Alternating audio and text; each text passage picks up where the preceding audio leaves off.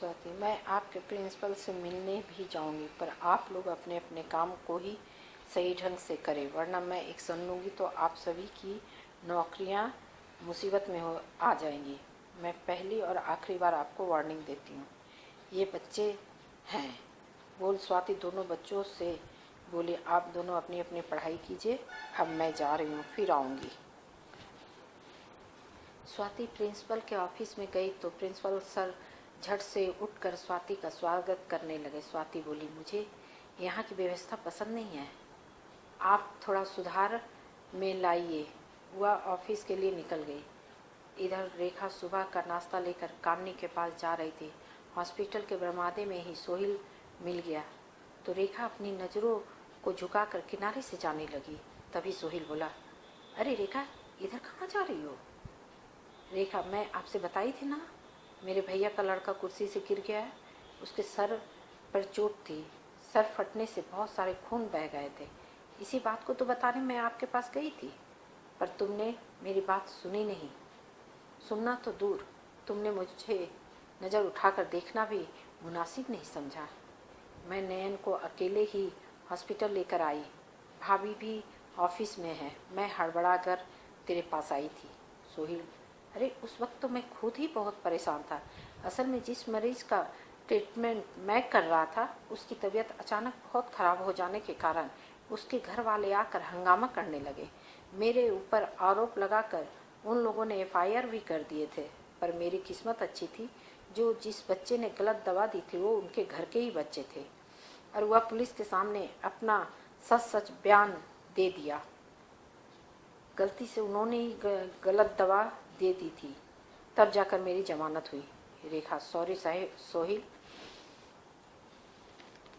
रेखा, क्या तुम्हारे भैया घर में नहीं थे? भाभी ऑफिस में, इसका मतलब क्या मतलब है? मैं समझ नहीं पा रहा हूँ। रेखा की आंखें भर आई। भैया अब इस दुनिया में नहीं है, इसलिए भाभी को नौकरी करनी पड़ रही है घर चलाने के लिए। सोहिल, ओहो, sorry sorry, I am very sorry, मुझे पता नहीं था, बताओ। अच्छा, अभी भाभी कहाँ है? नयन अकेले तो नहीं है ना? रेखा, नहीं, भाभी नयन के पास है, मैं भाभी के लिए नाश्ता लेकर आई हूँ। भाभी दिन में ऑफिस जाती है और रात में यहाँ हॉस्पिटल में नयन के साथ ही रहती है। भाभी रात में मुझे हॉस्पिटल में रहने नहीं देती है ना, इसलिए उनको रहना पड़ता है। सोहिल घबरा कर, अच्छा, नयन का खून का इंतजाम हुआ या नहीं? मैं करूँ? नहीं नहीं, खून का इंतजाम हो गया है और चढ़ भी गया है। अभी नयन ठीक है, उसे तो छुट्टी भी मिल जाती, पर उसके सर के कुछ टाँके पक गए थे, इसलिए डॉक्टर साहब ने अभी 2-4 दिन और रहने का बोले हैं। जब तक घाव नहीं सूखता तब तक रुकना है। सोहिल, अच्छी बात है, मैं अभी देख लेता हूँ। रेखा, तुम अभी किस हॉस्पिटल में प्रैक्टिस कर रही हो? रेखा थोड़ी देर रुक उदास मन से बोली, नहीं, मेरी पढ़ाई 2 साल पहले ही छूट गई थी। दोनों बातें करते करते केबिन के पास पहुंच गए। कामनी बाहर ही खड़ी होकर रेखा का इंतजार कर ही रही थी। रेखा के साथ सोहिल को देखकर आश्चर्य में रह गई। अरे, रेखा के साथ सोहिल कैसे आया? पर दोनों अंदर आए। सोहिल, प्रणाम भाभी जी, नयन कैसा है? अभी, कामनी हड़बड़ाते हुए, इतने दिनों बाद। कामनी का दिमाग ही काम नहीं कर रहा था कि वो क्या पूछे और क्या कहे। किसी तरह अपने आप को संभालते हुए बोली, बहुत दिनों के बाद आपको देख रही हूँ। जब कामनी ने यह बात पूछी तो सोहिल बोला, हाँ भाभी, असल में जब रेखा मेरे पास गई थी उस दिन मेरे साथ बहुत बड़ा लफड़ा हो गया था। एक पेशेंट के परिवार वालों के साथ, जिसके चलते मैं रेखा की बात नहीं सुन पाया। उसी दिन पुलिस भी आई थी और मुझ पर केस मुकदमा भी हो गया था, पर ऊपर वाले की कृपा है, अब सब ठीक हो गया है। सॉरी भाभी, सच में मुझे बहुत बुरा लगा रहा है जो मैं आप लोगों के किसी काम में नहीं आ सका। कामनी, कोई बात नहीं सोहिल, अब सब ठीक हो गया, शायद कल हम लोगों को भी छुट्टी मिल जाए। सोहिल, मैं अभी देखता हूँ ना, नयन का घाव सूखा है या नहीं। पट्टी खोलकर सोहिल देखने लगा, पर देखा तो पाया कि घाव अभी पूरी तरह से सूखे नहीं थे। पर सोहिल बोला, भाभी जी, आप नयन को ले जाओ, कल मैं घर पर आकर ही इसको देख लूँगा। अभी आप यहाँ रुकेंगे तो आपको भी परेशानी होगी। तभी कामनी बोली, रेखा, मैं बाहर से चाय लेकर आती हूँ, तुम दोनों तब तक यहीं बैठकर बातें करो। कामनी जब जाने लगी तो सोहिल बोला, अरे भाभी आप बाहर क्यों जाएंगी, मैं यहीं चाय मंगवाता हूँ ना। सोहिल शीतल शीतल की आवाज़ लगाने लगा। सोहिल की आवाज़ सुन एक नर्स दौड़ी आई और बोली, जी सर। सोहिल, जाओ 3 कप अच्छी चाय बना कर ले आओ। कामनी यहाँ से लाएगी। सोहिल, भाभी हम लोगों के लिए सब इंतजाम यहाँ रहता है। भैया के बारे में सुन मुझे बहुत दुख हुआ। सब कैसे हो गया। कामनी रूंधे गले से, क्या करे, जो भगवान की मर्जी थी वही हुआ। ऑफिस से घर लौट रहे थे, उसी वक्त उनकी कार का एक्सीडेंट हो गया, उनकी मौत हो गई। बोल कामनी की आंखों से झरझर आंसू बहने लगे। अपनी भाभी को रोती देख रेखा भी रोने लगी। नयन कामनी के गोद में बैठकर वह अपनी मम्मी के गालों से बहते आंसू को अपने नन्ही उंगलियों से पोंछे जा रहा था। और मम्मी तुम क्यों रो रही हो, तुम चुप हो जाओ ना। अपनी तोतली बोली से मम्मी को चुप कराने की कोशिश कर रहा था। नयन की इस हरकत को देख सोहिल की भी आंखें नम हो गई। भाभी रेखा क्यों पढ़ाई छोड़ दी। पहले कामनी को कुछ समझ में नहीं आया क्या जवाब दे, पर झट उसने कहा, थोड़ी आर्थिक परेशानी आ गई थी इसलिए रेखा को पढ़ाई छोड़नी पड़ी। सोहिल रेखा की तरफ देखते हुए बोला, रेखा अगर तुम फिर से पढ़ाई करना चाहती हो तो मैं तुम्हारी मदद करूँगा। तुम्हारे लिए मैं कुछ किताबें ला कर दूँगा जो तुम्हारे पढ़ाई में तुम्हारी मदद करेगी। रेखा इस सवाल से बहुत डर गई थी कि तुमने पढ़ाई क्यों छोड़ी। अब अगर पूछेगी तो मैं क्या जवाब दूंगी। अच्छा हुआ सोहेल भाभी से ही ये सवाल कर लिए और भाभी ने भी समझदारी पूर्वक सही उत्तर दे दी। मैं तो डर गई थी, क्या जवाब दूंगी। भाभी सोहेल से पूछी, आपके मम्मी पापा कैसे हैं, मैं उनसे मिलना चाहती हूँ। तभी बीच में ही बात काट कर रेखा बोली, भाभी आप जाकर क्या करोगी, भैया तो गए थे ना, इनके घर शायद इनके मम्मी पापा को मैं पसंद नहीं थी। सोहिल, नहीं रेखा ये बात नहीं है, मैं तुम्हारे बारे में अपनी मम्मी से बात करने ही वाला था कि उसी वक्त यूएस जाने के लिए पेपर आ गया। मैं हड़बड़ी में तैयारी करने लगा और तुम्हारे बारे में बात ही नहीं कर पाया। रास्ते में मुझे याद पड़ा तो मैं सोचा कि आकर बात करूँगा। अब फ़ोन से बात करने में फ़ायदा नहीं था, मैं यूएस के लिए निकल गया। तुम्हारे भैया जब मेरे घर गए थे उस वक्त मैं घर पर नहीं था। पापा से क्या बात हुई ये तो मुझे मालूम नहीं, पर मैं पापा से बात करूँगा। रेखा इसके जवाब देने के लिए बात जैसे ही चालू की, कामनी, नहीं रेखा तुम कुछ मत बोलो, मैं इनसे बात कर रही हूँ। सोहिल असल में जब उनके भैया घर से निकल रहे थे उस वक्त बहुत खुश थे, पर जब आपके घर से लौट कर आए तो बहुत उदास और गुमसुम सा बैठ गए। मैं पानी लेकर आई तो अपने पलंग में बिना कपड़ा बदले बिना जूता उतारे वैसे ही बैठे आंखों में पानी लिए आंख बंद किए हुए थे। मैं पानी का गिलास देते हुए पूछी, क्या हुआ, आप कपड़ा क्यों नहीं चेंज किए, जूता भी नहीं उतारे, घर के अंदर आ गए। आप जूता तो कभी घर के अंदर लाते नहीं हैं, पर आज क्या हुआ, आप आज उदास भी बहुत लग रहे हैं। सोहिल के घर गए थे क्या। राजेश, हाँ मैं गया था, पर उनके मम्मी पापा ने मेरे साथ सही व्यवहार नहीं किए, ना ही सोहिल से मिलने दिए। लगता है दहेज चाहिए उनको, इसलिए मेरे से बात नहीं किए।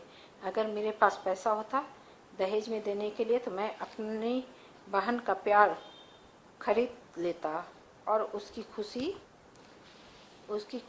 उसके आंचल में डाल देता। कामनी का गला भर आया।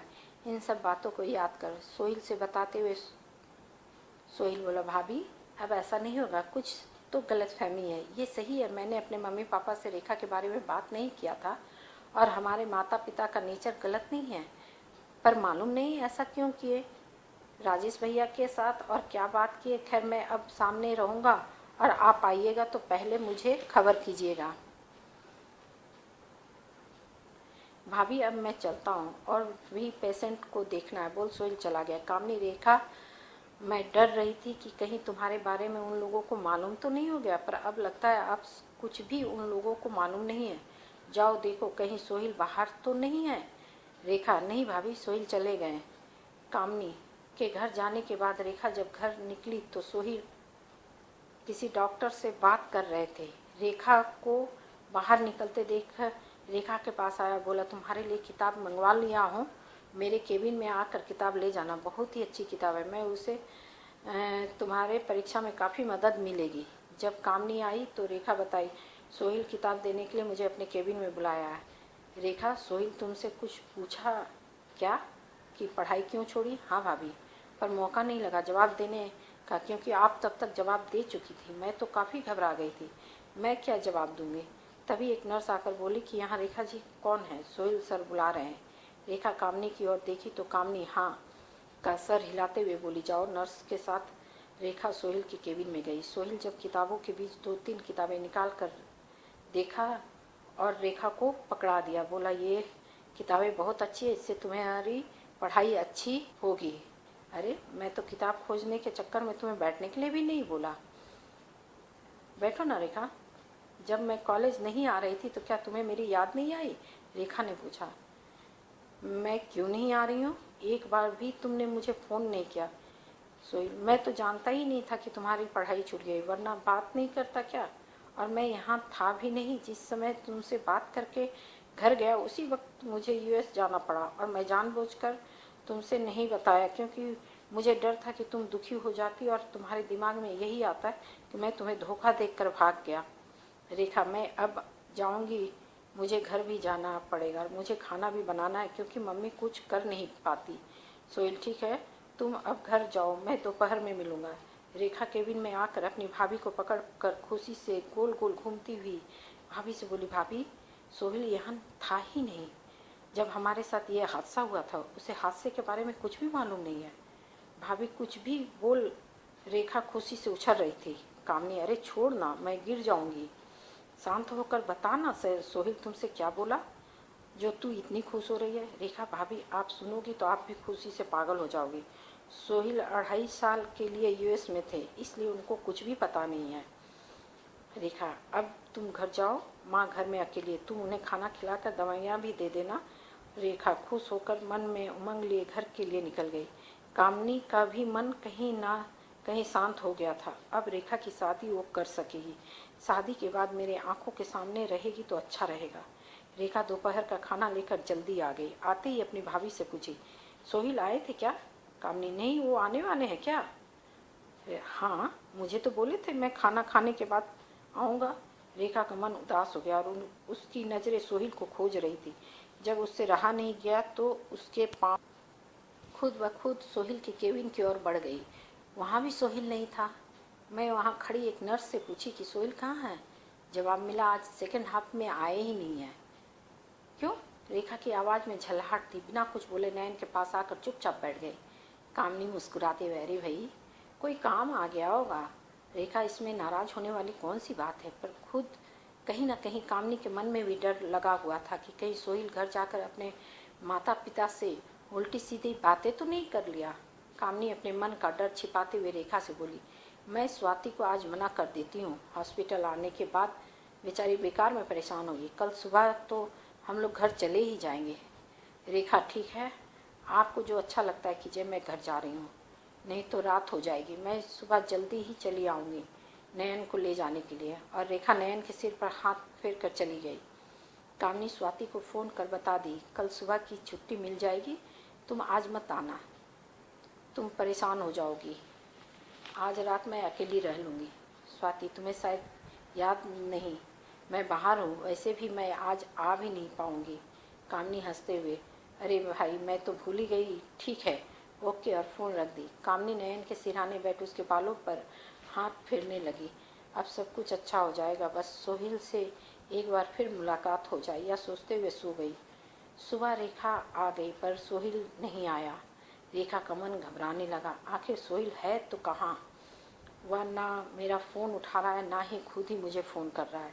रेखा के मन में अपशगुन ही आ रहा था। अपनी पुरानी बातें याद आते ही उसका रूह कांप रहा था। किसी तरह सारे सामानों को समेट वह नयन को भी लेकर आती है। कामनी जब काउंटर पर गई तो पहले से ही कागज बना हुआ था, सारे पैसे का भुगतान कर दिया गया था। कामनी आश्चर्य से, पैसे किसने पेड किए? तो काउंटर से जवाब मिला, मुझे बताने से मना किया गया है। प्लीज़ मैम साहब, आप अपने बच्चे को ले जाइए और मुझसे कुछ मत पूछिए, वरना हमारी नौकरी चली जाएगी। कामनी चली गई और रेखा से बताई कि किसी ने हॉस्पिटल का चार्ज पेड कर दी है, लगता है सोहिल ने ही किया होगा। रेखा, बस रहने दीजिए भाभी, अगर वो किए होते तो हम लोगों से मिलने क्यों नहीं आए? और वह बड़बड़ाते हुए बाहर आ गई। तब तक ऑटो वाले भी आ गए। जल्दी चलिए, रेखा गुस्सा होकर भाभी से बोली। यहाँ रहकर कोई फायदा नहीं। कामनी, रेखा कुछ देर और हमें सोहिल का इंतजार करना चाहिए। अगर बिना मिले हम लोग चले जाएंगे तो उन्हें दुख होगा। कामनी, रेखा और नयन तीनों वहीं हॉस्पिटल गेट के बाहर बरामदे में बैठ गए। कामनी 3-4 घंटे इंतजार करने के बाद बोली, रेखा चलो, अब लगता है सोहिल नहीं आएंगे। और ऑटो वाले को आवाज़ दी। ऑटो आया, तीनों उसमें बैठकर घर चले गए। जब घर पहुंची तो नयन की दादी नयन को गले से लगाते हुए बोली, अरे मेरा राजा बेटा कैसा? और छाती से लगाकर रोने लगी। नयन, ठीक हूँ दादी, आप कैसी हो? मैं भी ठीक हूँ बेटा। और दादी पोते हाथ पकड़ उसे अंदर ले गए आई। रेखा, भाभी आप नहाने के लिए जा रही हैं तो नयन को भी नहला दीजिएगा। हॉस्पिटल से जो कपड़े आए हैं वो सारे कपड़े वहीं रख दीजिएगा। जब मैं नहाने जाऊंगी सारे कपड़े धो लूँगी। आप दोनों जल्दी से नहा कर निकल जाइए, तब तक मैं सबके लिए चाय बना लेती हूँ। आप सुबह से चाय नहीं पी हैं। कामनी रेखा से, ठीक है मैं नहा लेती हूँ, नयन को भी नहला देती हूँ। ये बोल कामनी नयन को नहलाने ले गई। नयन को नहलाने के बाद खुद भी नहा कर बाहर आई। रेखा भाभी नयन को अभी कोई दवा तो नहीं देनी है ना? नहीं रेखा, खाली पेट वाली दवा मैं सुबह ही दे दी थी। अब तुम सिर्फ इसे चाय और ब्रेड खिला दो और खिला देने के बाद सुला देना। ठीक है भाभी, मैं इसे खिलाकर अपने रूम में सुला लूँगी। कामनी, नयन तुम चुपचाप बुआ के साथ कमरे में जाकर सो जाना, वरना फिर चोट लग जाएगी और तुम्हें फिर सुई लगेगी। नयन तपाक से जवाब देता, मैं कुछ नहीं कर रहा हूँ, मैं तो सिर्फ दादी के पास बैठना चाहता हूँ। रेखा, नयन चुपचाप चलो मेरे कमरे में। रेखा नयन का हाथ पकड़कर उसे अपने कमरे में सुलाने ले गई। रेखा, तुम भी कहाँ जा रही हो? तुम भी नहा लो ना। नहीं भाभी, अभी मैं नयन को सुला रही हूँ। आपकी चाय अभी गर्म है, पी लीजिए, वरना ठंडी हो जाएगी। कामनी चाय लेकर बाल सुखाने लॉन में जाकर बैठ गई। चाय पीने लगी तभी मेन गेट की बेल बजी। कामनी, अरे अब कौन आया? स्वाति तो यहाँ है नहीं, फिर कौन आया? शायद मोहल्ले वाले होंगे। जैसे ही कामनी ने दरवाज़ा खोला, सामने सोहिल खड़ा मुस्कुरा रहा था। कामनी, अरे सोहिल जी आप? हाँ भाभी, मैंने सोचा हॉस्पिटल के बजाय आपसे घर में आकर मिलूं। जरा देखिए तो मेरे साथ कौन कौन आए। सोहिल सामने से हट गया तो कामनी देखी, सोहिल के माता पिताजी भी थे और वे लोग मुस्कुरा रहे थे। कामनी हड़बड़ा गई। हड़बड़ाते हुए बोली, अरे आप लोग बाहर क्यों खड़े हैं? अंदर आइए ना। कामनी शिकायत भरी नज़रों से सोहिल को देखते हुए बोली, आप पहले बताते ना कि मम्मी पापा जी साथ आ रहे हैं। सोहिल हंसते हुए बोला, अरे फिर आपके चेहरे पर ये खुशी भी और घबराहट देखने को कहाँ मिलती। कामनी, रेखा जी भाभी। कामनी, रेखा देखो अब कौन आए हैं।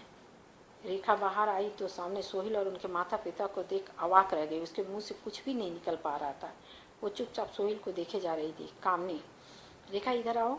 सोहिल से झट नजरें हटा ली। रेखा मन में सोच रही थी, अरे सोहिल अकेले नहीं अपने मम्मी पापा को लेकर आए। उन लोगों को देख भी रेखा को विश्वास नहीं हो रहा था कि ये लोग सच में हमारे घर आए। कामनी जल्दी से सबके लिए गिलास में पानी लेकर आई।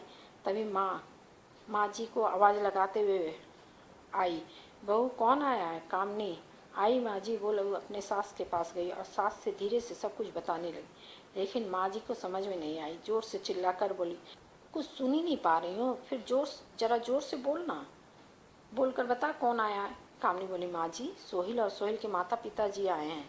फिर भी माँ जी को कुछ सुनाई नहीं पड़ा तो कामनी माँ जी को छोड़ सोहिल के पास आई। अभी वो माँ जी को जानकारी देना सही नहीं समझ रही थी, इसलिए भी नहीं क्योंकि अभी पता नहीं था कि राजेश से क्या बात हुई। माँ जी उनका नाम सुन चिल्लाने ना लगे, इसलिए इस बात को छिपाना ही कामनी ने सही समझा। कामनी रेखा से बोली, तुम इनके लिए कुछ चाय नाश्ते की प्रबंध करो, मैं अभी आई। कामनी जब जाने लगी तो सोहिल बोला, भाभी जी आप कहाँ जा रही हैं? आपको कहीं नहीं जाना है।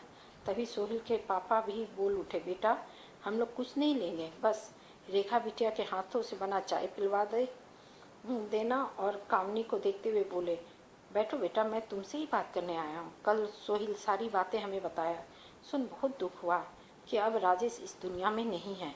बेटा मुझे पता नहीं था कि रेखा कौन है, सोहिल किसे पसंद करता है, ये अपनी पसंद के बारे में हमें कुछ भी नहीं बताया। जब ये बाहर चला गया उस वक्त बहुत सारे रिश्ते इसके लिए आ रहे थे, मैं सबको यही कह रहा था कि मेरे बेटे को आने दीजिए, तभी मैं बता पाऊंगा कि वो कब और किससे शादी करेगा।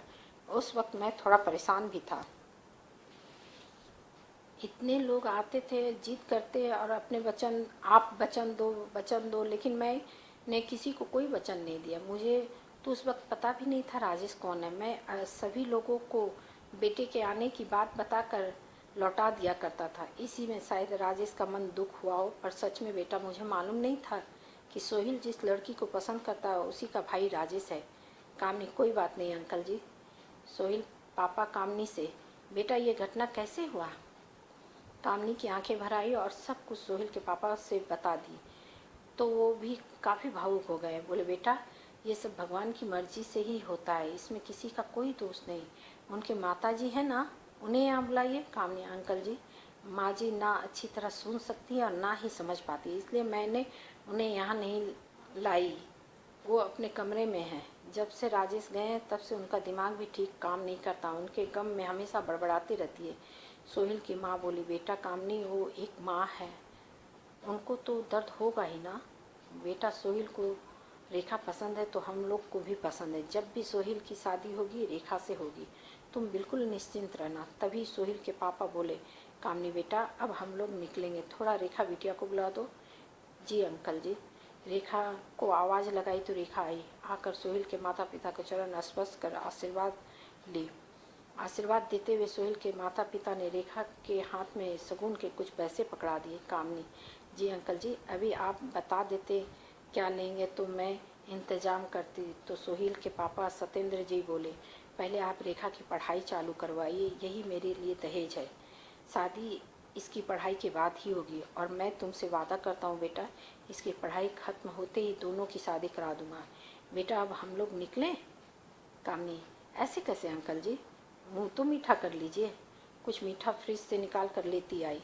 सोहिल की माँ रेखा के माथे को चूमते हुए बोली, बेटा तुम अपनी पढ़ाई अच्छी तरह करना, अपना ध्यान रखना, और हाँ पढ़ाई मन लगा कर करना। अपनी भाभी का भी हाथ बटाना बेटा। सभी लोग मुंह मीठा कर कामनी के घर से चले गए।